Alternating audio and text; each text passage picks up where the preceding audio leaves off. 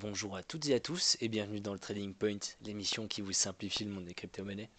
Aujourd'hui, on se retrouve avec Baptiste, Phil et Jean-Luc, donc votre équipe, et notre invité spécial de ce soir qui est Julien Gourlet.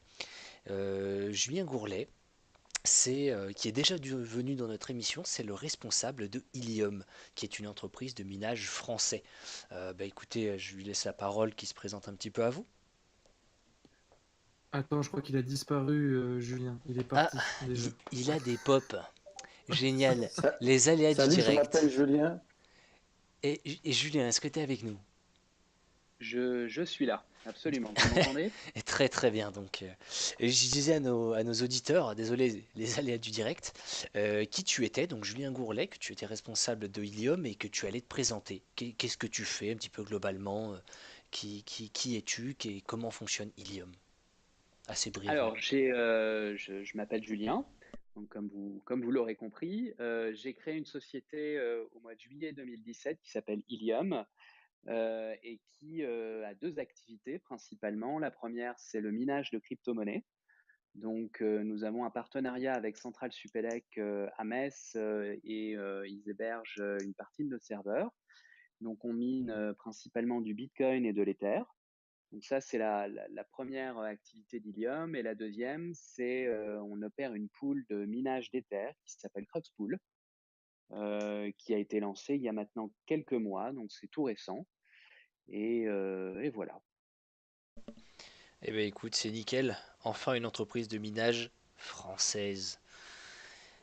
Ça fait plaisir. Au moins en espérant que tu tiennes tête un petit peu concurrence à Bitmain, toutes ces grosses sociétés, Genesis Mining.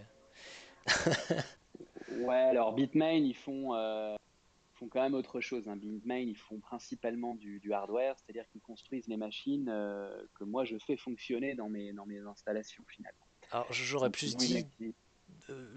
un domaine d'activité, oui, mais arnaqueur professionnel, plus qu'autre chose. Je fais référence à leur Écoute, ancienne pratique plutôt douteuse. je te, Euh, je te laisse l'expression. ouais. Du coup, excuse-moi, je te coupais. Enfin, je t'ai coupé, pardon. Non, non, non, on parlait de Bitmain, là, donc je crois que j'avais fini une petite présentation. Eh bien écoute, nickel, merci beaucoup. Phil, Jean-Luc, est-ce qu'on a un petit mot à dire sur ce marché? On a vu qu'il est reparti légèrement à la baisse. C'est quoi? C'est vraiment un pullback? C'est un break baissier? Qu'est-ce que c'est? Une petite consolidation peut-être en attendant? Un Qu'est-ce qu'on a? éternuement. Ou un éternuement, voilà, très bien Jean-Luc.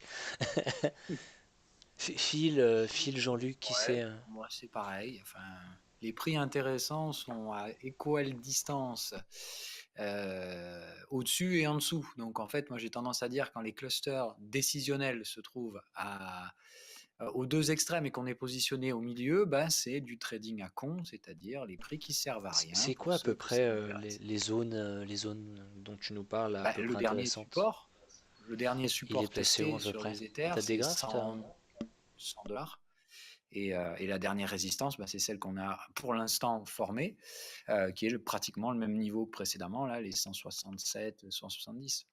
Tant que ça passe pas, bah, ça reste neutre avec un biais haussier. Donc on ne va pas chercher le support, on maintient ce biais haussier. Si on va chercher le support, ça redevient neutre, voire neutre baissier. Mais pour l'instant, c'est juste, faut attendre. et notre ami BTC, qu'est-ce qu'il en dit là? Enfin, c'est la même chose. Pour moi, les deux se suivent. Donc c'est de dire, s'il y en a un qui franchit la résistance, l'autre va suivre. Donc bah, moi, je regarde celui qui a un aspect spéculatif, l'Ethereum. Euh, le Bitcoin suivra. Voilà. Si l'Ether va pour aller chercher les 102 et casser, vous pouvez être certain que Bitcoin cassera un support aussi. Eh ben, écoute, en espérant ne pas retourner dans ce marché bearish, ça ferait chier de revoir Ben, Bitcoin passer non, les 3000. moi je trouve ça marrant parce que de toute façon, on est dans des ranges qui, après avoir baissé fortement pendant longtemps, ont quand même pas mal de chances cette fois d'obtenir des retournements. Et comme on a constitué des sommets, des creux ascendants, bah, c'est vrai qu'effectivement, ça tendait à confirmer ce biais de potentiel retournement haussier du marché cette fois, c'est-à-dire de polariser les ranges avec des sorties haussières. Maintenant, on n'en sait rien, ça reste spéculatif. Maintenant, moi, je reste dans ce biais-là parce que rien ne m'invite à changer. Mais, mais voilà, ça reste spéculatif. Il faut savoir que là, il n'y a pas de certitude. C'est des ranges, donc c'est indécis. Et il y a toujours ceux qui vont jouer le coup de la tendance précédente, c'est-à-dire de jouer le coup du dès qu'il y a un range, on en sort dans le sens de la tendance précédente, sauf qu'au bout d'un moment, ça ne marche pas.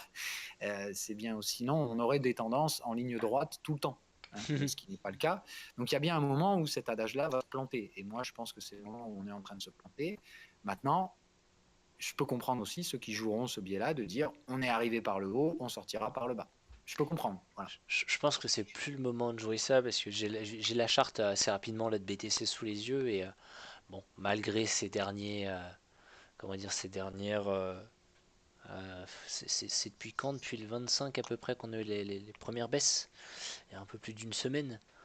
Bah, c'est surtout Je que le moi trouve j'avais quand toujours même des haussier quand signaux même. d'épuisement hebdomadaires qui laissaient même plus à penser que on avait des signaux de reprise acheteuse. Je n'ai pas dit de tendance haussière en hebdo pour l'instant, mais en tout cas d'avoir des signaux acheteurs dans une tendance baissière, ça me paraît toujours inquiétant. Parce qu'en hebdo, en fait, il n'y a jamais eu d'installation de tendance baissière. Il y a eu juste une énorme correction de la bulle, un éclatement de bulle. Donc c'est de dire, on arrive sur des niveaux où en hebdo, on commence à retrouver des signaux attractifs pour les acheteurs, et pire, les prix ont réagi. C'est surtout ça, en fait, que je trouve intéressant. Bah enfin, Donc c'est de il était dire, temps. il y a peut-être un excès final à faire, ça c'est pas impossible, en hebdomadaire, aller refaire quelques bougies plus bas que ce qu'on a déjà fait, ce serait pas un cataclysme en soi. Mais ça veut déjà dire qu'ici, vendre, ça devient de plus en plus risqué, parce que tu vends quand même un actif qui est en tendance haussière à long terme, jusqu'à preuve du contraire. Ça revient à dire, après une grosse baisse sur les actions, il faut continuer de vendre les actions. Non, mécaniquement, tu te dis un marché haussier de long terme, on l'achète. Là, c'est un peu la même chose, c'est de dire on est sur des prix où acheter, ça commence à refaire du sens. Maintenant, il faut faire ça en mode buy and hold, c'est-à-dire être prêt à supporter de nouvelles phases de baisse éventuelles. Et Jean-Luc, dis-nous pour la tendance court terme à 2 ou 3 jours, qu'est-ce que tu vois? Moi, ces derniers temps, j'ai repéré quelques secteurs qui commençaient un petit peu à bouger, malgré un petit peu des corrections de l'Ethereum. Et on a eu une belle performance d'un security token qui s'appelle Ravencoin. On avait vu ça il y a quelques jours avant qu'il explose. Ça a été assez intéressant. C'est quand même un actif qui a fait 120%. Oui, il y a vachement de volatilité. Mais ça a été une volatilité directionnelle, donc c'était assez bien si on était dans le bon sens. On a eu quelques petits coins aussi qui ont bougé comme Etherland, qui a aujourd'hui qui a fait une belle performance, et un Privacy Coin qui commence un petit peu à bouger. C'est avant les autres, c'est le PIVX qui semble assez fort par rapport à tous les champions comme ZEC et XMR. Donc PIVX a surveillé aussi un petit peu. Et j'ai fait une petite recherche, si vous voulez, je vous livre la petite pépite. J'ai regardé bêtement un site intéressant qui donne en fait les ATH et la durée de temps des ATH. Et j'ai remarqué en fait un actif qui s'appelle Chainlink et qui en 419 jours en fait a lâché que 70% depuis son ATH, alors qu'à 420 et à 421 jours, un actif comme XMR ou comme BAT ont lâché 80 et 92%. Donc j'ai regardé Chainlink et j'ai commencé à me renseigner sur cet actif. C'est un très bon projet. Donc ma petite pépite du jour, c'est Chainlink. Et une deuxième pépite aussi en fouillant dans ce Et je petit truc des précise, ce ATH. n'est pas un Ouais. conseil Oui, d'investissement. bien sûr que non, c'est juste une astuce. Et Pense à un le dire. deuxième un petit bébé, c'est Holo Hot. Et je regardais aussi en 271 jours de marché baissier, il a lâché que 46%. Et je me suis dit, tiens, pourquoi ce truc-là, il a lâché que 46%. J'ai pris des renseignements et j'ai trouvé en fait que c'était pas si dégueulasse que ça. Donc ces deux petits trucs, là, Chainlink et Hot, que je connaissais pas du tout, que je regardais juste avec ce petit site, je vais mettre le lien, je crois que vous le connaissez, ATH Coin Index. Et je me suis dit, tiens, s'ils n'ont pas lâché, c'est qu'il y a de la force relative. Et s'il y a de la force relative, c'est qu'il y a un intérêt acheteur. Pourquoi on n'a pas lâché la bébête et puis voilà, j'ai trouvé deux petits trucs qui semblent intéressants. Donc, observez, regardez, faites-vous une idée et ça peut être un truc peut-être intéressant pour la suite. Ouais, en vérifiant la liquidité, c'est pas ça, j'aime bien cette approche-là. Attends, que 45% de baisse quand même, c'est un truc de ouf. Mais il Alors, a faut que voir combien ça 217 avait jours. pumpé avant aussi. Il a que 217 jours celui-là. Mais par contre, 417 en lâchant que 70, il a le record en ATH en fait, le Chainlink. Donc je me suis dit 70% alors que les autres. C'est quoi son ticker? Je veux juste regarder l'action de prix parce qu'il n'y a pas que ça à prendre en compte. Link, L-I-N-K. L-I-N. J'ai mis le site sur, tout le monde le connaît ce site, hein, c'est ATH Coin Index, c'est très sympa de voir les ATH de certains et qui a lâché quoi. Et en fouillant dans ce truc-là, j'ai trouvé peut-être 2 pépites, mais on ne sait jamais, hein, à suivre. Personnellement, pour le marché, par contre, l'action de prix, elle est violente, hein. Enfin, ça n'a corrigé effectivement, ça a corrigé bien plus que ça, attends. non, 70% de alors l'ATH, il a lâché, en fait. ATH 1,45 $, et prix Ah oui, actuel. mais c'est lequel où tu 40. m'as dit qu'il a fait que 40%? Ah, ça, c'est Holo. Mais Holo, le problème, il a que 271 jours. Il a moins duré dans le temps pendant le marché baissier. Donc, Mais c'est pas grave. 419 jours, c'est plus intéressant. Je sais pas du tout, c'est juste un truc que j'ai regardé comme ça. Jean-Luc, fais attention parce que le holo, après, j'ai pas étudié plus que ça, mais c'était moi le non plus, shitcoin de l'époque quand Voilà, mais il y avait le XRB, il y a le holo en aussi, fait, le hot, faut en l'idée acheter. là-dessus, c'est juste pour comprendre pourquoi, dans un marché baissier, en 419 jours, un actif lâche 70%, et pourquoi dans 420 jours, un autre lâche 92%. Voilà. Donc Link, l'idée, c'est qu'il a lâché que 70%, et XMR, qui est un champion à 420 jours, pareil, a lâché 91% du truc. Donc je me suis dit, comparons ce qui est comparable, j'ai été voir Chainlink, et ça semble pas trop mal comme projet. Bon, par Je sais contre, pas si moi, vous je connaissez. pas ça, hein. Enfin, d'un point de vue spéculatif, ça me semble tout sauf achetable à 0,41. Enfin, pour moi, c'est juste un gros range du coup. C'est-à-dire qu'il n'y a qu'une seule polarisation de la valeur. Il y a un gros rejet vendeur sur tout ce qui est au-dessus de 0,80. Et en gros, j'ai envie de dire, soit on repasse au-dessus des 0,80 et là, il y a éventuellement un truc à faire, soit là, c'est juste un truc. C'est un pur range, d'ailleurs, tu trades à la vente à 0,60, à l'achat à 0,20 et tu fais mumuse entre les deux. Mais là, à ce stade-là, pour moi, on est sur le prix de revient moyen, c'est-à-dire le prix le plus tradé dans un range. Autrement dit, c'est le prix où ici, ça peut soit repartir à 0,6, soit à 0,20. Mais acheter ou vendre ici, ça sert à rien. Plus maintenant, à 0,6 à vendre, pourquoi pas. Acheter à 0,20, ouais. Mais là, il faut faire attention. Moi, j'ai une contraction du momentum, c'est-à-dire c'est le plus indécis des signaux que je peux avoir. On est sur un prix J'ai moyen. préparé un petit graphe pour les copains. Moi, je te dis, en daily, en tout cas, peut-être à court terme, ça peut se jouer, mais moi, ça, c'est un truc, c'est juste du pur poker, quoi. Enfin, c'est du pur pile ou face, quoi. Je vais vous filer la bébête en chat live. Comme ça, vous n'aurez plus qu'à vous faire une idée. Tu peux le poster dans l'analyse technique, s'il te plaît, Jean-Luc? Dans le Je chat t'embête. live, non, dans les deux, allez, pour le faire. Voilà, c'était juste comme ça une petite idée, une piste. Après, voilà, s'il faut, c'est un gros flop. Hein. Mais voilà, c'était en surfant sur ce site, je me suis dit, tiens, ATH, allons voir. Mais écoute, ça vaut le coup d'aller étudier tout ça. Voilà, pourquoi pas. Sinon, eh bien, le marché, il fait ce qu'il veut, on s'en fout, c'est pas grave. Ce qu'il faut, c'est dans le bon sens. Hein. Tant qu'à faire, si on peut gagner de l'argent à l'achat, c'est bien, à la vente aussi. Mais là, à court terme, qu'est-ce qu'on sent là? Est-ce qu'on a un retour à la baisse comme d'habitude ou... On revient sur des supports techniques. On va voir maintenant si le BTC tient ses supports. Et si derrière le BTC tient le support, ça devrait enchaîner. On devrait suivre. C'est tellement beau d'entendre ça. Les supports, ils sont là. On y est là, 121, 120, c'était un report technique. Après, il peut y avoir une extension jusqu'à 112, mais voilà, entre 121 et 112, on est dans des zones de rachat pour l'Ether. Et le BTC aussi, pareil. Ouais, et BTC, le support, moi j'ai 3700 et des poussières là, 3700 quelques en dollars, hein, toujours. Mais tant qu'on reste au-dessus de ça, il n'y a pas de raison de... Là, on est à 50% du retracement de l'impulsion précédente, c'est-à-dire du 6 février, quand le marché est parti à la hausse. On vient de revenir exactement à 123,69, c'est-à-dire la moitié de l'impulsion précédente. En plus, c'est des zones où on peut se passer. Résistance, oui, c'est tout sauf. Enfin, moi, ça m'invite pas à être bear pour l'instant. Ça peut le devenir un peu plus si on casse ces niveaux, mais là, pour l'instant, ces niveaux-là, on les avait même déjà vus dès la semaine dernière, hein, puisqu'on était déjà positionné proche de ces trucs-là. On avait déjà dit la semaine dernière que c'était pas franchement baissier. Hein. Donc, je vois pas trop. Pour moi, en tout cas, rien n'a changé depuis la semaine dernière. On a le temps de voir les choses, mais bon. Alors là où on a été surpris, c'est que. Pardon, où on a été surpris, c'est qu'à 165, en fait, c'était une résistance, on l'avait noté, hebdomadaire. Et en fait, c'est pas qu'il y avait uniquement des vendeurs à 165 qui attendaient en embuscade des acheteurs, c'est pas ça du tout. C'est que ceux qui ont acheté à 80, ils ont fait un x2.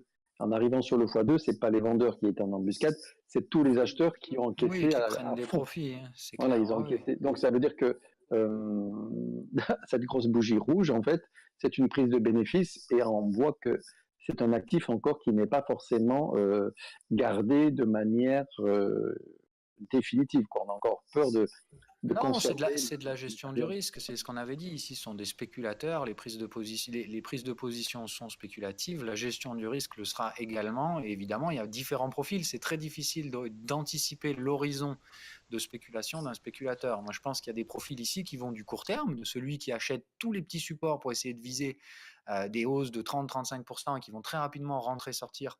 Il y a aussi ceux qui vont jouer moyen terme, donc ceux qui vont acheter les $102, qui sont en train de gérer leur risque à 160 et qui ne vont pas viser plus loin que 200 et des poussières.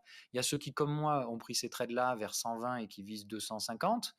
Et je pense qu'il y a des profils encore plus long terme, ceux sur lesquels je suis aussi, qui viseront pas de revente avant au moins 500-600$.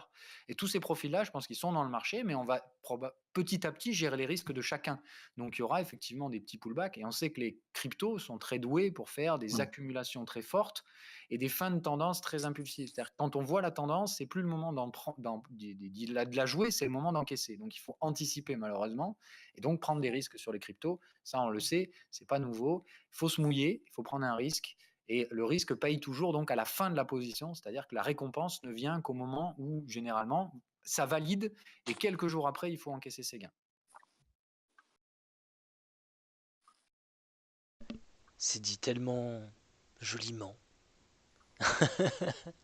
C'est un Le lifestyle, plaisir. c'est un lifestyle qui est pas habituel. Hein. Ça touche que les cryptos, quelques commodités. C'est un trading très spécial où justement, voilà, il y a une très forte phase et très longue phase d'hésitation, de gestion du risque et la phase de tendance et la dernière phase sur laquelle évidemment, il ne faut pas oublier de se faire la malle et surtout pas rentrer dans le délire de dire on a débordé mes objectifs de $10, donc je vais viser la zone suivante qui est $100 plus haut. C'est l'erreur à pas faire, c'est de dire on avait un objectif, on l'atteint, même si le marché déborde, il ne faut pas se laisser emporter par l'euphorie, c'est l'erreur à pas commettre dans ces marchés-là. Ça fait penser un peu, tu sais, aux vagues que tu prends, c'est un peu comme les surfeurs, il faut prendre la vague au bon moment et puis ça va repartir quand il faut, c'est ça que tu dis, parce que c'est tellement un trading émotionnel quand tu sais pas gérer tes émotions. Oui, voilà, tu vas Ça sent le préparer ta vécu, vague Baptiste. et en fait, le temps de surf en lui-même va être très court. Le temps de kiff où ta position est validée, tu es bien sur ta vague et tu te laisses porter, effectivement, représentera très peu de temps comparé à l'attente, la ramage pour te mettre en avancée sur la vague et le moment où tu vas te relever sur ta planche. Voilà. Et l'analogie n'est pas débile, hein, voilà. Et c'est de dire, oui, un surfeur va surtout passer les 3/4 du temps à attendre la bonne vague et puis essayer de ne pas se planter quand il la prend, quoi. Tiens, d'ailleurs, excuse-moi Jean-Luc, je te redonne la parole juste après. Okay. La récente remontée d'Ethereum, bon, alors, je vais pas chercher une raison à la montée de l'Ethereum parce que le marché a ses raisons, puis ça reste impénétrable. Mais est-ce que ce serait pas un peu lié à Constantinople, justement, le mouvement de TH, parce que c'était déjà venu, c'était son heure, et Constantinople, réduction du reward, donc raréfaction un petit peu plus, enfin toujours plus de l'Ethereum, amélioration, buy the rumor, sell the news vis-à-vis de Constantinople, ce genre de choses, non? Je ne sais pas si encore on peut remettre vraiment du fondamental avec la crypto. Vraiment. On peut la coupler, mais pour l'instant, je ne sais pas si vraiment et ça a des conséquences vraiment intéressantes. Ouais, moi je suis du même avis. Hein. C'est dire plutôt que moi, quand je regarde les calendriers, quoi. Quand je regarde les calendriers, des fois, j'essaye de regarder un petit peu par rapport aux actifs. C'est pas forcément les mêmes calendriers qu'on travaille sur le forex ou sur les actions ou des choses comme ça. C'est encore pas forcément très très lisible. Mais pourquoi pas? Oui, pourquoi pas Constantinople peut-être. Hein. Mais dans ce cas-là, tu parlais de rareté. Peut-être qu'on aurait moins lâché à 165. Peut-être qu'il y aurait plus de conservation. Donc tu vois. Il y a eu une impulsion, la retrace de 50%, donc ça veut dire que le marché, quand même, il a bien lâché quoi, sur les 165.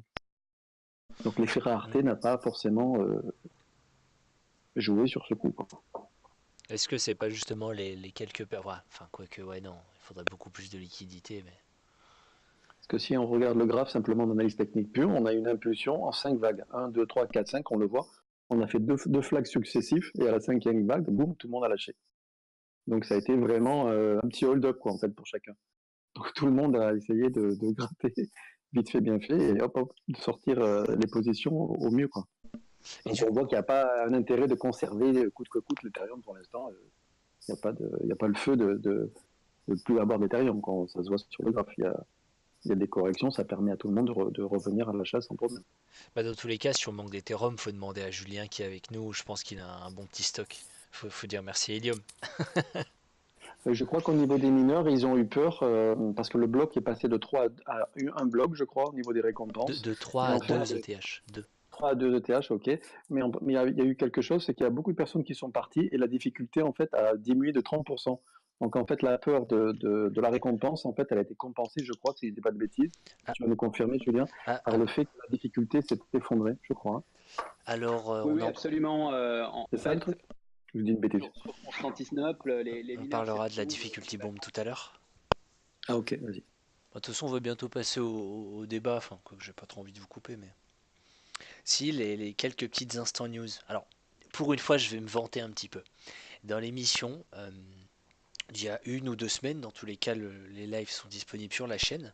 Donc n'hésitez pas, si vous êtes sur Discord ou si vous nous écoutez en diffusion, bah, enfin, quoi que vous y serez déjà au final. Mais, euh, comme quoi, justement, on parlait de crypto-monnaies russes, tout ça.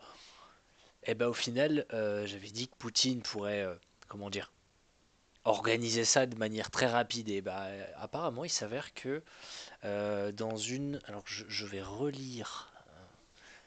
Hop. Parce que je sais pas comment ça s'appelle exactement. Hop.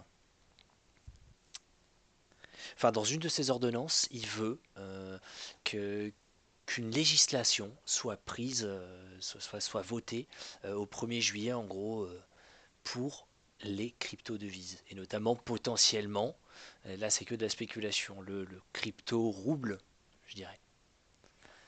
Donc ça peut être... Alors attention, cette nouvelle, elle date quand même d'il y a plus d'1 an quand tu regardes sur Internet. Poutine a annoncé il y a plus d'1 an par rapport à son ministre de la Communication qui voulait faire une ordonnance sur une crypto. Donc c'est pas quelque chose qui date. Non, non, non, le message de Louise. Donc, apparemment, il y a une feuille de route qui est apparue donc, ce 26 février. Donc, parmi ces instructions présidentielles de Vladimir Poutine se trouve une demande de réglementation des actifs financiers numériques, hashtag crypto, qui doit être menée d'ici le 1er juillet 2019. Donc, selon l'agence de presse Rambler, excusez-moi pour la prononciation, et puis voilà. Donc en gros, ça commence à vraiment se profiler assez rapidement. C'est une Ah, news mais de toute importante. façon, quand tu vois tous les investis se mettre sur des moyens crypto, c'est vrai que ça avance de plus en plus. Et c'est pour ça que tout à l'heure on parlait de pourquoi l'Ethereum est encore pump. C'est parce qu'au-delà des news, il y a quand même de l'argent qui rentre de plus en plus dans les cryptos. On parle encore une fois de l'OTC il n'y a pas si longtemps que ça. À un moment donné, les gens qui font du trade un peu en dehors des marchés, il va falloir qu'ils rentrent leur argent. Il y a des gens comme Poutine ou des États institutionnels qui vont mettre des plateformes de disposition de vrais traders. Là, effectivement, l'argent va rentrer. Bah, c'est vrai que je pense que c'est un constat depuis qu'on fait cette émission, on parle beaucoup de démocratisation de toute la crypto, de la blockchain en règle assez générale aussi. Et au fur et à mesure, bah, dans tous les cas, vous pouvez le voir avec les rediffusions, mais ça se fait de plus en plus et au final, on n'a pas l'impression, mais ça avance pas mal du tout, hein. C'est une petite rétrospective comme ça, très rapide et très succincte, hein, mais enfin. Puis bon, De toute façon, l'avenir nous le dira, parce que là, c'est vrai qu'on est mal parti. Enfin, du moins, on y va, c'est vrai qu'on tend à y aller, on espère du moins.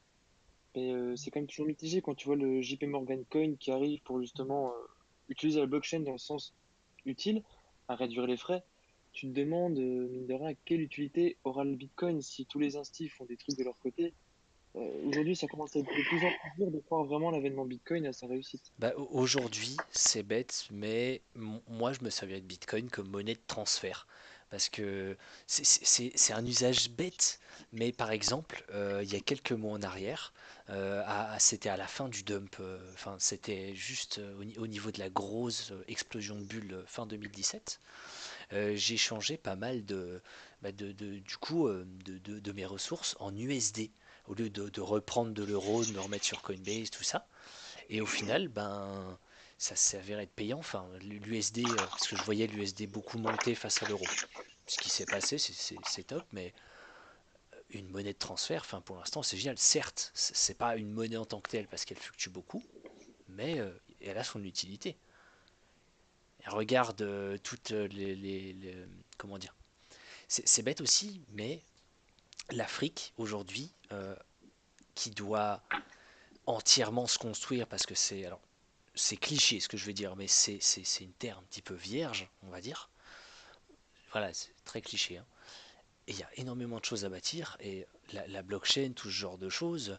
Western Union, à mon avis, là-bas, c'est monnaie courante. Tout le monde y paye déjà par smartphone, bien avant les Chinois. Enfin, je sais pas comment ils se débrouillaient avec des cartes prépayées et tous ces trucs-là, enfin, mais au moins ils savaient faire.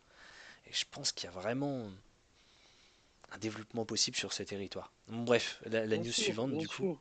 Oui, vas-y, on Je, entend. je m'étale, excusez-moi.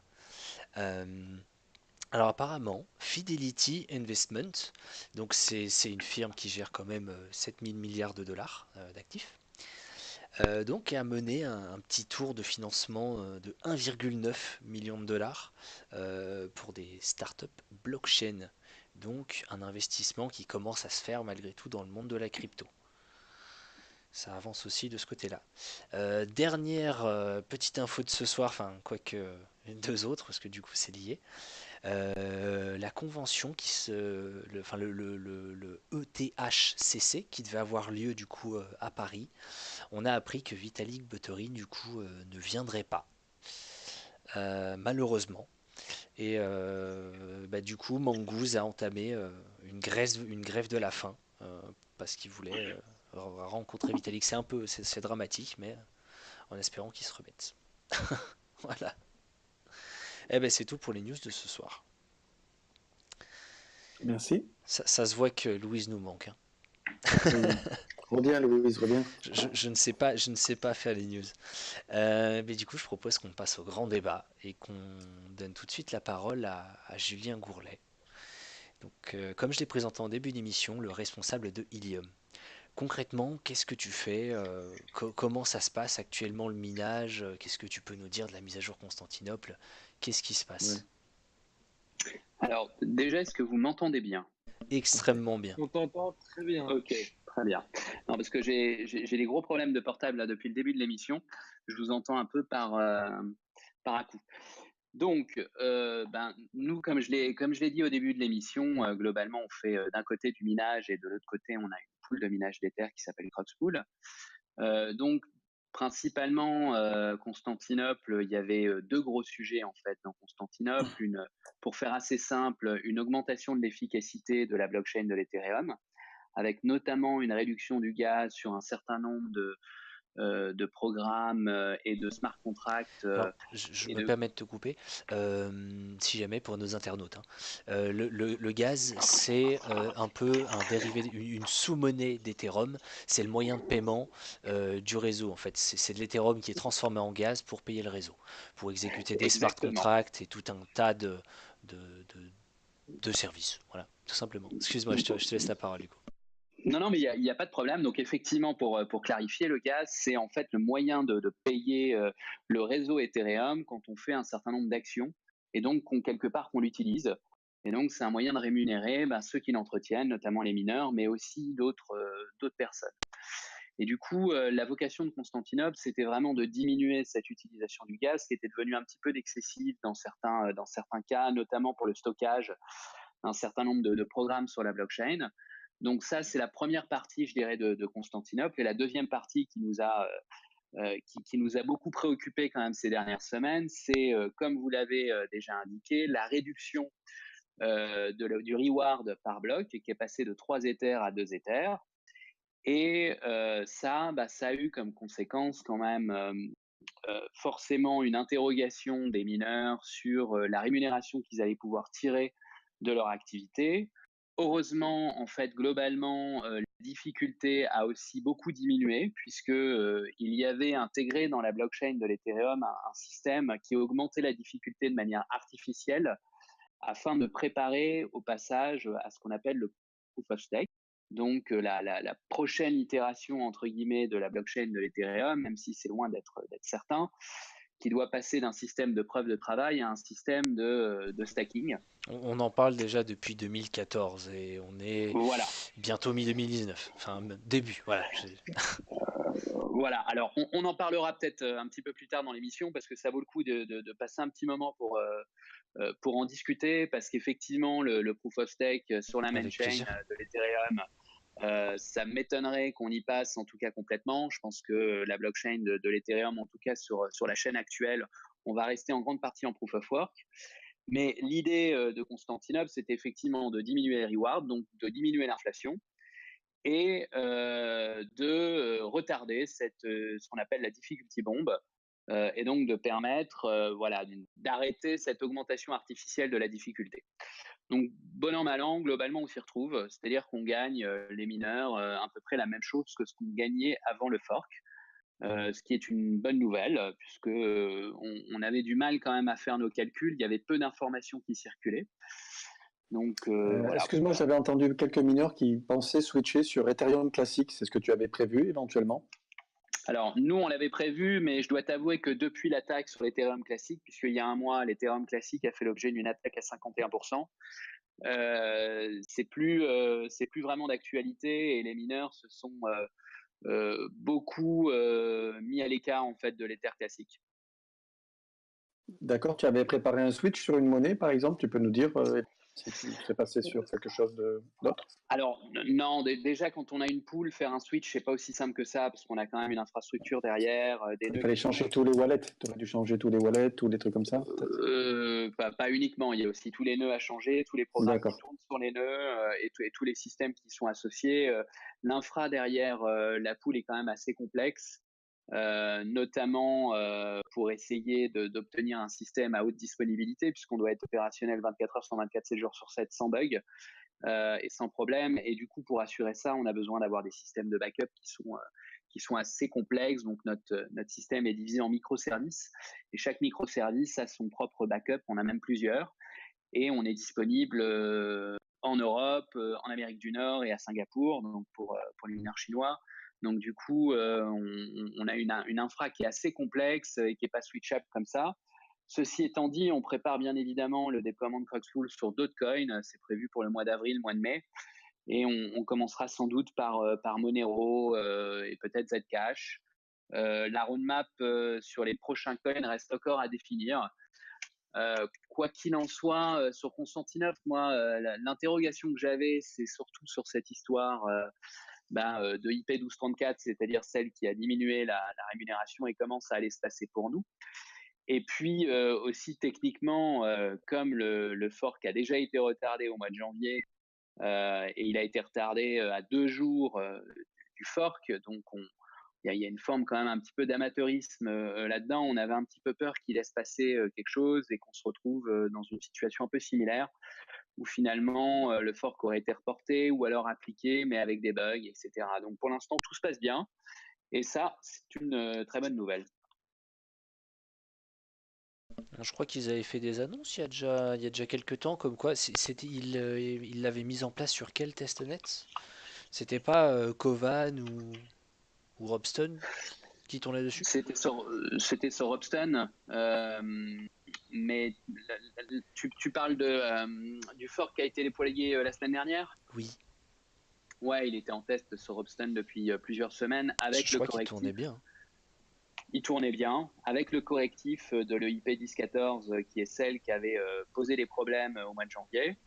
Donc Tu peux détailler un petit peu Alors c'est assez compliqué, hein, de façon simple? Je sais, je challenge un peu ce soir, mais c'est pour que tous alors nos auditeurs comprennent.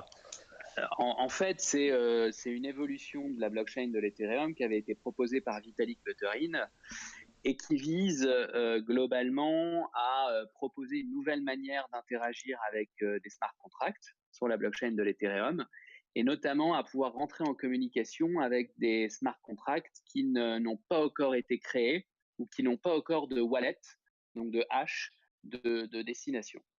Bon, alors ça doit pas beaucoup vous parler, mais les applications en fait sont assez incroyables. C'est une capacité de scalabilité qui est quand même clairement identifiée. Mais cette évolution du code, en fait, elle a été testée au mois de janvier et 2 jours avant la date prévue du fork au mois de janvier, on s'est rendu compte qu'elle pouvait provoquer un certain nombre de bugs et de failles qui notamment aurait pu permettre à des utilisateurs malveillants de pouvoir voler des Ethers. Ce qui, dans le monde des crypto-monnaies, est généralement la situation la plus catastrophique. Donc, l'évolution avait été reportée. C'est ce qui explique que le fork n'a pas eu lieu au mois de janvier, mais au mois de février. Et donc, le correctif, il s'appelle Saint-Pétersbourg, comme la ville. Et donc, globalement, on a la même évolution du code, mais on a un petit peu modifié les choses pour s'assurer que tout ça fonctionne et qu'on puisse plus voler des terres grâce à cette évolution. Eh ben, un sacré bout de chemin. On sent l'inspiration russe, enfin les origines russes de Vitalik Buterin dans. Alors, je pense qu'il a peu de relations avec la Russie maintenant, puisqu'il a immigré, si je me souviens bien, au Canada quand il avait 6 ans. Et il vit à Singapour, mais on sent aussi les Russes sont quand même très doués pour le code et très très en pointe sur les crypto-monnaies. Je pense qu'il est quand même clairement assez représentatif de toute cette mouvance. J'imagine. Et du Alors coup, moi j'avais une question par contre sur Ethereum par rapport au minage, enfin, plusieurs questions. Notamment, enfin, une question par rapport toi à ta pool du coup, toi t'as combien de nœuds sur... Alors, on en opère 5 à l'heure actuelle. Et il y a combien de nœuds sur Ethereum aujourd'hui sur le testnet? Enfin sur le mainnet, pardon. Sur le mainnet, il doit y en avoir 12. Ah quand même. Ouais, quand même. Alors, il y a un problème avec les nœuds Ethereum. C'est-à-dire qu'ils augmentent de taille de manière un peu exponentielle. C'est un vrai problème qui n'est pas un problème sur la blockchain du Bitcoin. Donc là, il faut bien comprendre que c'est le sur les... processus DAG qui génère ceci, non? Alors pas que. Le DAG effectivement est un souci, mais tu as d'autres problèmes qui font que la structuration même des nœuds sur la blockchain de l'Ethereum fait que la taille du nœud évolue très vite. Donc là, on est quasiment à 200 gigas quand même. Il y a quelques mois, on était à 150 et l'évolution est quand même de plus en plus importante. Il faut bien comprendre que pour faire tourner un nœud, il vous faut un disque dur SSD parce qu'il doit être alors, ça dépend ce qui fait votre nœud. Mais si votre nœud est là pour miner, il doit sans cesse communiquer avec d'autres nœuds pour se synchroniser de manière extrêmement rapide, auquel cas vous êtes obligé d'avoir des disques durs SSD. Donc, bon, ça a quand même un certain prix puisque quand vous avez plusieurs nœuds comme ça, vous êtes obligé d'avoir 1 giga, 2 gigas, 3 gigas 3 Tera pardon, en SSD, ça commence à faire beaucoup.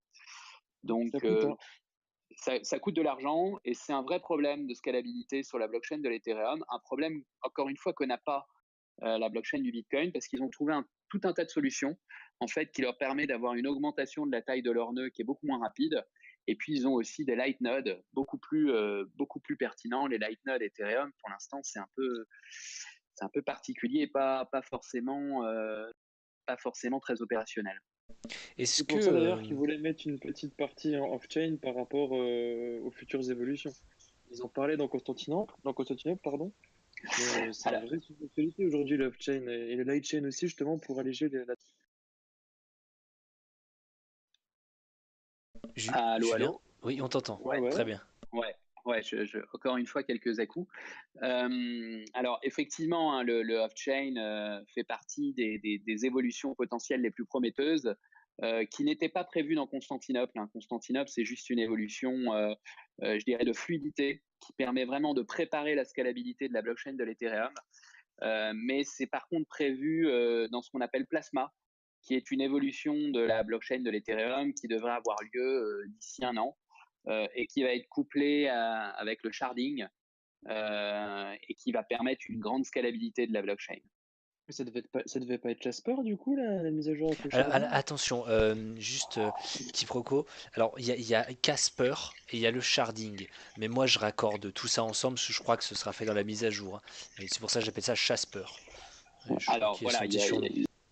et c'est son petit surnom, c'est Jasper, effectivement. Alors, globalement, d'après les informations que j'ai, mais qui sont quand même assez diffuses et qui sont sujettes à évolution, Casper ne sera pas implanté sur la chaîne principale. Ce qui va se passer, c'est qu'il va y avoir une sous-chaîne un petit peu à l'image du Lightning Network Je, sur la je crois que blockchain du Bitcoin. ils appellent ça le beacon, si je me trompe pas.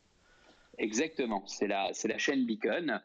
Et cette chaîne, ça va être une chaîne enfant en fait de la main chain de l'Ethereum, et elle va réunir plusieurs technologies, dont le proof of stake, la technologie sharding et la technologie plasma, qui est une forme de Lightning Network mais natif sur la blockchain Beacon, qui sera elle-même reliée à la blockchain de l'Ethereum.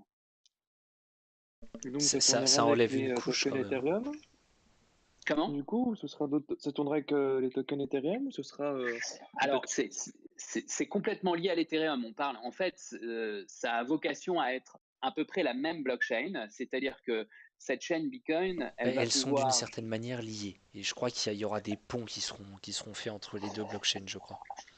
Alors, c'est même sûr, il y aura des ponts extrêmement forts qui seront entre les deux blockchains. C'est la même blockchain finalement. La chaîne Beacon va être une évolution de la blockchain de l'Ethereum et une solution pour scaler en fait l'Ether. Et qui sera complètement lié de la même manière que le Lightning Network est lié à la blockchain du Bitcoin. D'accord. Euh, T'as tout. Comment expliquer ça encore plus simplement? Bah, en fait, c'est juste une blockchain qui sera jumelée, oui, pour augmenter la scalabilité, qui est aujourd'hui un C'est une gros. sidechain en fait, comme un peu ce qu'il y a sur IOTA ou des choses comme ça. Non, c'est pas une sidechain parce que les deux, en fait, si tu préfères, c'est deux blockchains bien distinctes et malgré tout différentes, mais elles sont complètement liées. C'est, elles Alors, sont liées hein, et dépendantes l'une de l'autre.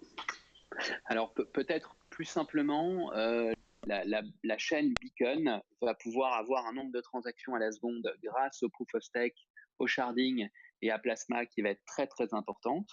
Néanmoins, ces transactions, elles vont être encapsulées dans la main chain, c'est-à-dire la blockchain qu'on connaît actuellement de l'Ethereum. Donc, c'est comme si on était sur des systèmes off-chain, sauf que ces systèmes off-chain ont une architecture et une infrastructure qui leur permet d'être tout aussi sécurisés qu'une blockchain normale. C'est vraiment une réplique, mais de manière native, du Lightning Network, parce que le Lightning Network est au Bitcoin à peu près ce que la chaîne Beacon sera à l'Ethereum. D'accord, ok, oui, donc simplement comme vous dites, ouais, un peu un Lightning Network natif en fait sur Ethereum. Ok. Voilà, et un Lightning Network qui sera plus évolué puisqu'il appliquera des technologies Proof of Stake et Sharding. Donc le Sharding, pour rappel, globalement, à l'heure actuelle, tous les nœuds doivent valider toutes les transactions. Donc c'est super sécure, c'est intellectuellement sur le papier ça a l'air génial. Le problème c'est qu'en termes de scalabilité c'est une catastrophe. Et ça nous amène à un système qui ne peut pas valider plus de quelques transactions à la seconde finalement. Et là, l'idée du sharding, c'est tout simplement se dire qu'on va avoir des nœuds qui vont valider juste un certain nombre de transactions et communiquer entre eux dans un esprit où on assure quand même une sécurité absolue, mais on permet une scalabilité beaucoup plus grande puisque tous les nœuds n'ont plus à valider toutes les transactions. Ils ont juste à valider qu'une partie des transactions et l'autre partie des transactions sont validées par d'autres nœuds. Et après, on met tout ça dans un pot commun et on le partage. Dac. Ah, c'est un En petit fait, peu moi j'avais une petite remue-ménage question. là ce soir. Non. J'avais une petite question, effectivement, parce qu'il en plus, on est plus habitué au trading ici.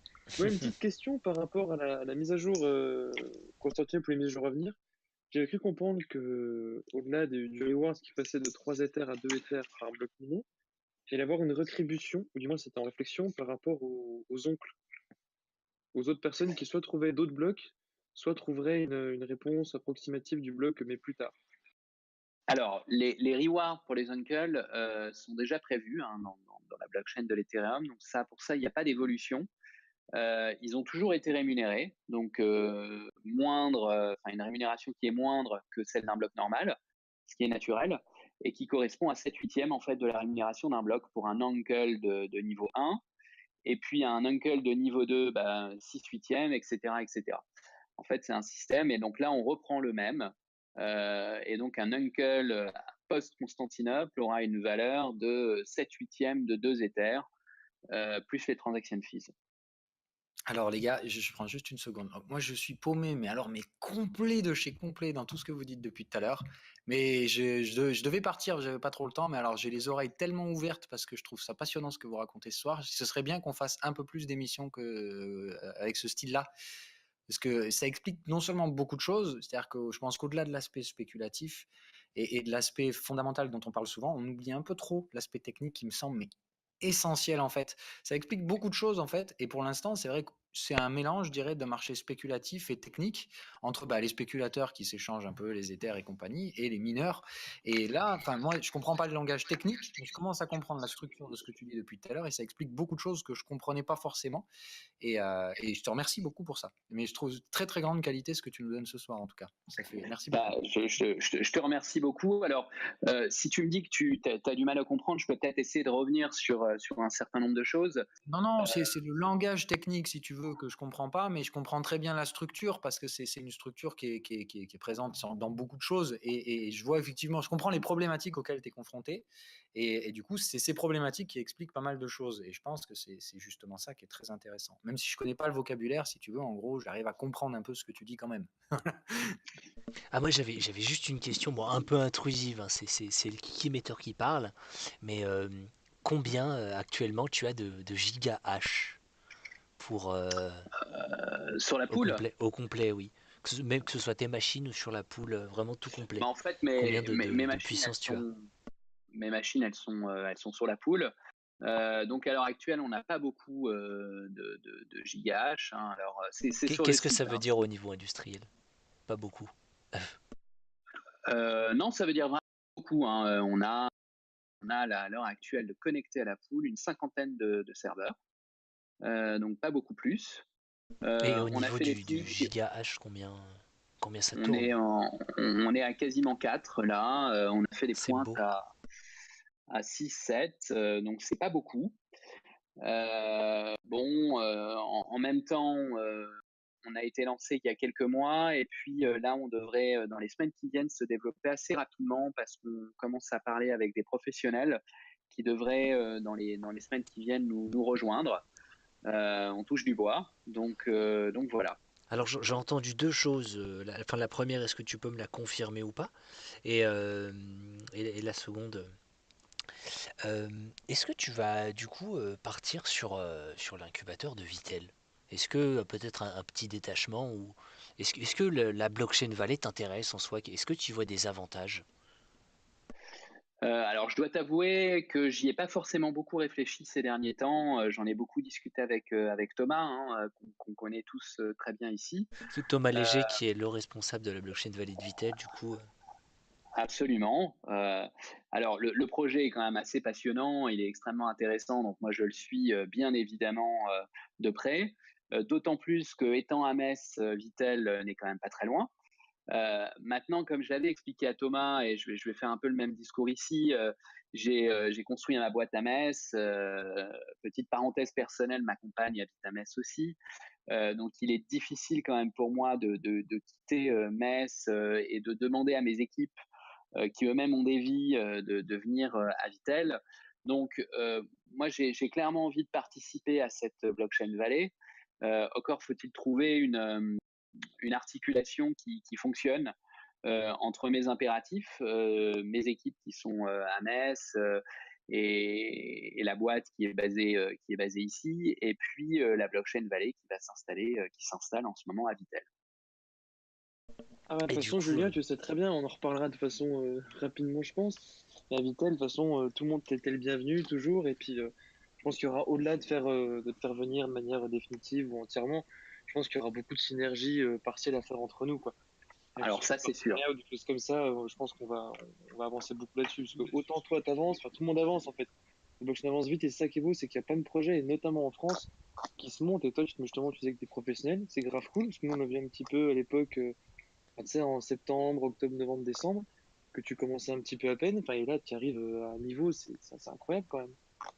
et c'était l'instant émotion de Baptiste. Ouais, moi il Du faut coup, une ce chronique qui, technique mensuelle au moins, si tu peux nous la faire, tu vois, venir au moins une fois par mois, nous donner le point de vue, l'évolution que tu as d'un point de vue purement technique. sans prendre en considération tout le reste, tu vois, comme ça, nous, chacun fait son domaine, mais je trouve que ton domaine, il est carrément sous-exploité alors qu'il est beaucoup plus essentiel qu'on pourrait le croire. Avec grand plaisir. Moi, c'est toujours un plaisir de venir parler de ce que je fais, d'autant plus que je pense que la pédagogie fait vraiment partie de mon travail. C'est quand même un domaine qui Tiens, reste. la pédagogie, c'est là où m'amène du coup, deuxième question. Euh, Apparemment, tu as fait une interview. Comment est-ce que ça s'est passé? C'était dans quel cadre? Tu étais où? Et qu'est-ce que tu as présenté? Alors, tu parles de la table ronde au paddock, j'imagine. Exact. Parle-nous-en un petit peu plus. Alors, c'est le paddock, c'est un incubateur de start-up qui est basé à Nancy et qui m'a invité pour faire une table ronde sur la blockchain et qui avait invité aussi Anne-Claire, qui est une doctorante en droit, qui fait une thèse sur la blockchain en France et l'encadrement juridique qu'on va en faire et toutes les applications de la blockchain et comment ces applications vont être régulées par le législateur. Et donc, c'était une table ronde extrêmement intéressante parce que je pense qu'il y avait la confrontation de deux mondes. Le mien qui est, comme vous l'avez souligné, assez technique. Moi, j'ai la tête dans le code et dans les ordinateurs pour essayer de faire tourner une pool, pour essayer d'avoir un système de haute disponibilité à fournir à mes utilisateurs. Et puis, d'un autre côté, une jeune femme qui fait une thèse de doctorat sur les applications de la blockchain dans le monde juridique. Et on se rend compte qu'en fait, on a des avis qui sont extrêmement convergents, notamment sur les crypto-monnaies et leurs utilisations dans le monde. Donc c'était assez passionnant. Eh bien, écoute, nickel. En espérant que ça continue comme ça, on est sur une voie d'adoption progressive, mais au moins ça se fait. Ben, moi, je veux bien revenir sur un sujet que tu as abordé assez rapidement, c'est les crypto-monnaies et le tiers-monde. Je pense qu'on ne se rend pas suffisamment compte à quel point les crypto-monnaies dans des pays qui n'ont pas la stabilité monétaire qu'on a en Europe, on a quand même tendance à l'oublier, que mine de rien, c'est un grand luxe de pouvoir euh, avoir des prix qui sont stables et ce, dans une zone monétaire qui est extrêmement vaste. Et je crois qu'on ne se rend pas compte à quel point dans des pays en Amérique du Sud, par exemple, au Le Moyen-Orient, Venezuela, purement d'ailleurs. au Venezuela, exactement, mais aussi en Turquie, en Afrique, où vous avez des monnaies qui sont faibles, donc extrêmement volatiles. Je peux vous garantir que dans ces Euh, pays-là, les gens n'ont pas besoin de cours sur les crypto-monnaies, ils ont déjà compris comment ça fonctionne et Aujourd'hui, ils s'y connaissent mieux que nous. ben, le système fait que, enfin, c'est bête aussi, mais les crypto-monnaies, à la base, je pense, ça a été fait pour ça aussi, mais purement le Venezuela. Ou la Turquie encore dernièrement, c'était juste avant, enfin quoique les deux sont très proches l'un de l'autre, mais euh, ils sont sous embargo américain. Bah, aujourd'hui, la seule façon de s'en sortir, c'était quoi? Bah, ils ont vendu du pétro. D'ailleurs, qu'est-ce que le pétro va devenir si Juan Guaido devient président ou si un autre est élu? S'il y a un renversement politique, parce que ça, c'est encore c'est un bazar pas possible, mais une monnaie de transfert pour acheter du dollar. Aujourd'hui, enfin, même ce qu'on entendait il y a quelques mois, ces rumeurs comme quoi la Corée du Nord mine du Bitcoin, le revend pour récolter du dollar, on prend ça comme une rumeur ou on en rigole, mais c'est pas des conneries. Ils ont des centres de minage pour échanger parce qu'il faut de la devise USD, Ouais, malheureusement. alors ça, j'en sais rien. Bon, l'industrie du minage n'est pas suffisamment importante pour pouvoir subvenir aux besoins en termes de monnaie d'un État. Donc, quand bien même la Corée du Nord aurait toute l'activité de minage du monde, elle récolterait que quelques milliards par an, ce qui pour un État n'est rien du tout. Donc, je Bah, pense qu'il faut ça reste la aussi Corée du Nord, c'est pas un État extrêmement riche non plus, pour mémoire. non, non, bien sûr, mais ce que je veux dire, c'est que là, on a quand même un problème de liquidité. Et quand je disais ça, c'est que bien évidemment, les Nord-Coréens n'ont pas l'ensemble d'appareils de minage. Il y en a beaucoup d'autres. Et donc, du coup, ils peuvent éventuellement récolter quelques centaines de millions par ce biais-là, donc ce qui est pas énorme. Après, sur le Venezuela, effectivement, ils sont sous embargo économique. Et donc, c'est un moyen pour eux de contourner les sanctions américaines. Et ça, c'est extrêmement malin. Parce que globalement, vous avez une monnaie qui va avoir un cours sur des plateformes et qui va vous permettre à la revendre de choper du dollar et donc de faire tourner l'économie. Hein. Et d'acheter des Lamborghini en Bitcoin, évidemment.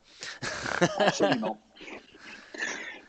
Bon, je pense qu'ils ont d'autres soucis. Hein, Oui, enfin, après, je leur souhaite pas, hein, mais Après les Turcs ont un autre problème. Hein. Tu disais qu'ils étaient sous embargo américain. Ils ne le sont pas, hein, les la- Turcs la- la- sous embargo américain. ils ne sont pas, même s'il y a eu quelques tensions entre les deux hommes politiques, mais je crois que la lire ou la livre turque, je ne sais plus, ne vaut plus rien. Elle s'est encore pris, il y a quelques mois en arrière, elle s'est pris encore une claque baissière monumentale.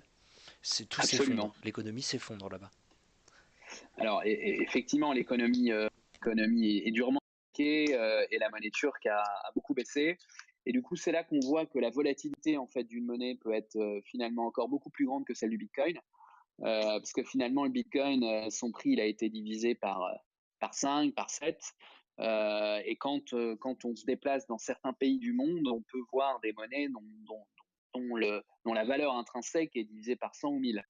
Et donc, du coup, on voit bien pour des populations comme celle-là l'avantage du Bitcoin, d'autant plus que c'est une monnaie complètement internationale, que donc ça vaut le même prix globalement dans n'importe quel pays. Et ça vaut de l'or, sans mauvais jeu de mots. Bah, c'est intéressant quand même parce que bon, malgré tout, Bitcoin aujourd'hui, qui est une monnaie de singe, est une solution pour éviter les pièges américains. Donc, je pense qu'aujourd'hui, il y a malgré tout beaucoup de personnes qui font trop d'amalgame. Enfin, par exemple, quand j'entends certains économistes qui sont intéressants, bon, faut pas tout prendre au pied de la lettre, mais intéressants, genre Charles Gave, mince, comment il s'appelle, Delamarche, voilà, Delamarche aussi. Des fois, ils sont pertinents, mais ces gens-là n'ont pas compris que le Bitcoin servait à autre chose au final, et n'était pas autant une monnaie de singe, quoi. Non, mais je pense qu'ils n'ont pas aussi compris le système qu'il y a derrière. C'est-à-dire que globalement, ce qui s'est passé, c'est que une, une- initialement, on avait des pièces de monnaie. Ces pièces de monnaie, elles avaient une valeur intrinsèque parce qu'elles étaient faites en une matière qui avait de la valeur. Ensuite sont venus les billets de banque, où globalement, on a apposé une signature sur un bout de papier en disant, voilà, c'est la solvabilité d'un État qui vient garantir le fait que ce bout de papier a un prix. Et maintenant, on change de paradigme.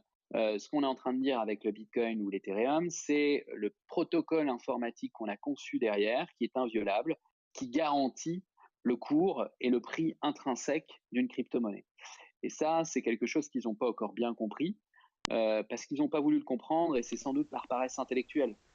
Bah, Euh, je pense que c'est alors paresse intellectuelle sans doute, mais il y a une grosse question derrière. Si aujourd'hui, si on rentre dans un système du coup plus inflationnaire, parce que là du coup voilà, enfin non, un système déflationnaire, pardon, parce là actuellement on est dans un système inflationnaire, pardon, excusez-moi, désolé.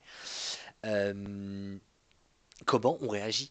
On n'a jamais eu de système réellement comme ça où on passait sur de la déflation. Enfin, comment on fait tourner le système? Et est-ce que ça devient pas justement parce que malgré tout le Ah, c'est Bitcoin, déjà arrivé, mon petit ben, coco, en bah 1929. oui, non, mais malgré tout, enfin, c'est encore pire que ça, c'est que Bitcoin est basé sur des idées politiques, malgré tout, c'est un milieu très libertarien. Et forcément, bah, le libéralisme, c'est un régime Alors ça, tu as monétaire plein de thèses à typique. regarder sur Internet à ce niveau-là qui sont très intéressantes, de gens qui proposent des projets, tout simplement, de croissance réelle qui sont différentes d'une croissance productiviste. C'est-à-dire que c'est de dire aujourd'hui les critères qu'on utilise dans le PIB sont complètement affreux parce qu'on ne regarde que la production pure, on ne tient pas en compte des niveaux d'amélioration de la vie et des choses comme ça. Ce serait de dire, en fait, on peut très bien avoir une croissance, en tout cas une perception de croissance, dans un monde non inflationniste ou très faiblement inflationniste. Le seul truc, c'est qu'effectivement, ce ne sera pas la croissance organique qu'on appelle aujourd'hui PIB, quoi. Voilà. Parce qu'on ne peut pas avoir évidemment un système comme ça non inflationniste, parce que bah, du coup, plus de dette, on ne peut plus émettre de la dette et de la dette pour des profits futurs Mais qui n'arrivent pas. qui a le contrôle du coup du Bitcoin? Comment on fait pour Ah, mais le, si par exemple là on part dans un monde, tout se passe bien pendant un temps, et si ça commence à dériver, qu'est-ce qu'on fait? Comment on fait pour gérer quelque C'est-à-dire chose dont on n'a pas le dérivé. contrôle? Par exemple, le capitalisme, au final, c'est un système qui peut fonctionner globalement correctement. Enfin, capitaliste Ben enfin, le non, néolibéralisme le qu'on a actuellement. système capitaliste, c'est un système qui, comme tous les systèmes, est instable Dû à l'individu. du moment qu'il est perverti. Comme tous les systèmes, Mais oui, rien n'est parfait. voilà, et c'est pour ça que justement, tout fonctionne bien dans le meilleur des mondes, et ce système déflationnaire basé potentiellement, on est vraiment dans un nouveau paradigme, hein, attention, mais basé sur le Bitcoin, comment on fait pour gérer justement la dérive? Parce que là, au minimum, Mais on la dérive... s'adapte. Faut être conscient que l'économie, c'est qu'un outil qui permet de faire circuler l'argent. L'économie, si tu lui coupes les bras, il y a quelque chose d'autre qui va repousser à la place. C'est ça qu'il faut dire. C'est que quoi qu'il arrive, on a besoin d'une économie. On ne peut pas faire sans. Tu ne peux pas faire marcher 7 milliards d'êtres humains sur la même planète sans qu'il y ait quelque chose qui régule un peu tout ça, entre guillemets, qui permette la circulation. Donc, il y aura toujours une économie. Simplement, aujourd'hui, on part du principe que ce qui existe ne doit pas être remplacé parce qu'il est parfait. Or, le capitalisme a été plus que perverti depuis des dizaines et des dizaines d'années, et qu'au bout d'un moment, ce système va générer ses propres instabilités. Et de cette instabilité va probablement naître quelque chose d'autre derrière, soit un capitalisme différent, soit carrément un système totalement opposé, si on Dans décide tous un les changement cas, radical. Schumpeter le décrit très bien, je fais souvent référence à lui, mais la destruction créatrice, pardon, qui est à la base du libéralisme euh, de l'ancien temps, entre guillemets, enfin, ce qui se fait malheureusement pas aujourd'hui à cause du quantitative easing, les injections de QE, toutes ces conneries. Euh, les entreprises, les vieilles, qui mobilisaient du capital, euh, qui sont maintenant inutiles et dépassées, meurent et sont laissées, enfin on les laisse à l'abandon comme ça, pour que le capital du coup se débloque et aille vers des nouveaux projets, normalement où il y a plus d'innovation. Or Oui, et aujourd'hui, c'est qu'est-ce qu'on fait? justement ça voilà, c'est ça le problème aujourd'hui, c'est que justement À ce cause du joli QE, système. Ben oui, mais le joli système revient à dire justement qu'aujourd'hui, il y a tellement de liquidités dans le marché et surtout il y a tellement de dettes que malheureusement, si on laisse le système évoluer de façon native, ben malheureusement, on a un risque systémique qu'on ne peut pas supporter. Donc, qu'est-ce qu'on fait? Comme on ne peut pas supporter la blessure, eh ben, on donne de la morphine. Mais on est bien d'accord que c'est de toute façon un système qui ne pourra pas durer. Ça ne veut pas dire qu'il va nécessairement causer un effondrement du capitalisme. Ça veut juste dire que la structure actuelle n'est pas pérenne, qu'il y aura un changement, ça c'est sûr. La question c'est quand et de savoir quelle sera la suite du changement. Et ça ne peut être que spéculatif. eh Voilà. ben, je pense qu'on Moi, je peut se pense quitter que sur ce cette changement, c'est question-là. des baisses sur les indices, c'est une crise financière, et ensuite, on verra bien ce qu'on produira avec ce truc-là. Maintenant, je peux très bien me planter. Hein, il suffit que la BCE ou n'importe quelle banque centrale décide de nous créer un nouvel outil monétaire pour aller encore plus loin dans les prises de risques sur les actions, et les actions iront prendre plus de risques. C'est possible aussi. Voilà.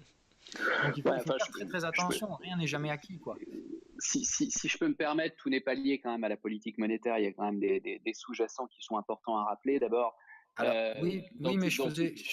je faisais le point quand même Alors aujourd'hui. C'est quand même très, très malheureusement, important aussi de comprendre que malheureusement aujourd'hui, il y a une tendance très forte qui est à la prise au rôle central. Voilà. C'est-à-dire qu'aujourd'hui, le rôle de la Banque centrale dans la gestion du crédit, qui est au cœur du mécanisme, du mécanisme productif aujourd'hui, on crée, à part la dette, on l'a toujours fait, sauf qu'aujourd'hui, les niveaux de dette sont quand même conséquents. C'est pas inquiétant, hein, c'est rien de méchant, la dette.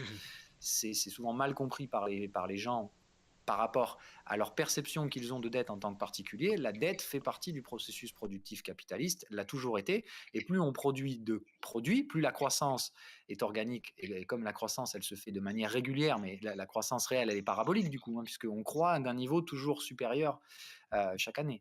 Et c'est donc de dire, effectivement, de ce cas-là, le schéma de la dette doit lui aussi être parabolique. Le problème, c'est que il y a un moment où ça ne sera plus acceptable. Pour l'instant, il faut créer des outils toujours plus forts pour déplacer les risques, parce que la hausse de l'endettement augmente la hausse du risque. C'est-à-dire qu'on produit sur des fonds qu'on n'a pas encore créés et qu'on espère créer plus tard. Sauf qu'au bout d'un moment, il faut que tout se passe bien sur des durées toujours plus longues. Hein.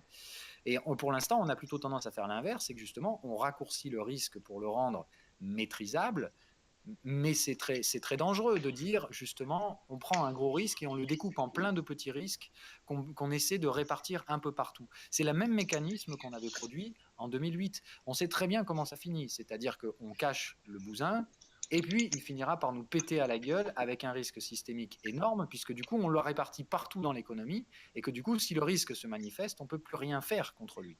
Donc c'est ça le danger aujourd'hui, c'est le fait qu'on morcelle le risque en espérant que ça fonctionne, alors qu'historiquement ça n'a jamais fonctionné. Maintenant il faut savoir quand le risque va se matérialiser. Il faut des faillites, ce qu'on n'a pas pour l'instant. Il y a quelques entreprises américaines qui ont fait faillite, mais c'est très marginal, et c'est vraiment, on est très loin de quelque chose qui pourrait déclencher un risque systémique, mais il faut être conscient que si il y a un sale truc qui arrive aujourd'hui, on ne pourra pas le régler autrement qu'avec de nouveaux outils monétaires encore plus forts que ce qu'on avait utilisé précédemment, le TLTRO, les QE. Tout ça, aujourd'hui, on a déjà tiré là-dessus.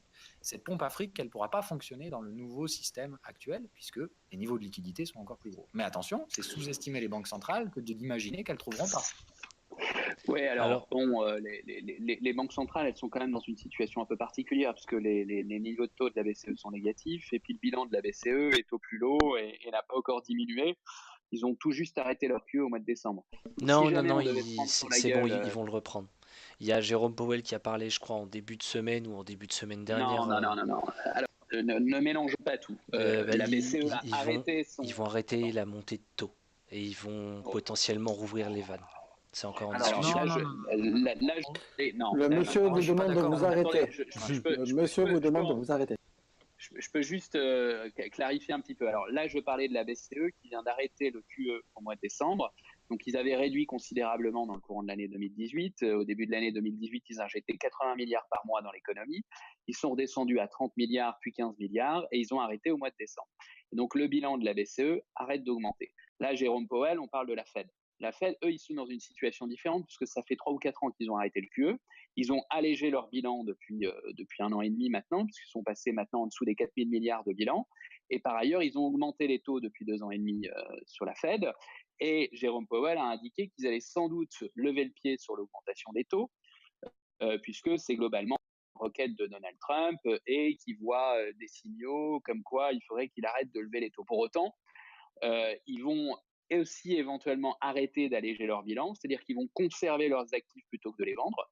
Mais pour l'instant, il n'y a pas de reprise de QE. Il faut savoir une chose, la Fed ne vend strictement rien du tout. La Fed laisse arriver à maturité, ce qui est totalement différent de vendre. Voilà.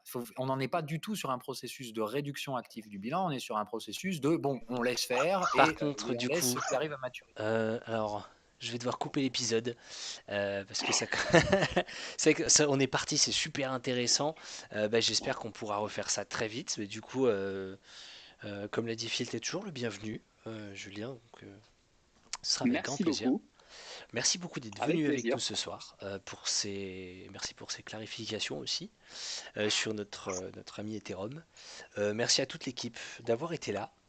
Et puis, écoutez, bonne soirée à tous et à lundi prochain, 21h dans le Trading Point. Salut, bonsoir. Bonne soirée à tous. Ciao. Merci à tous.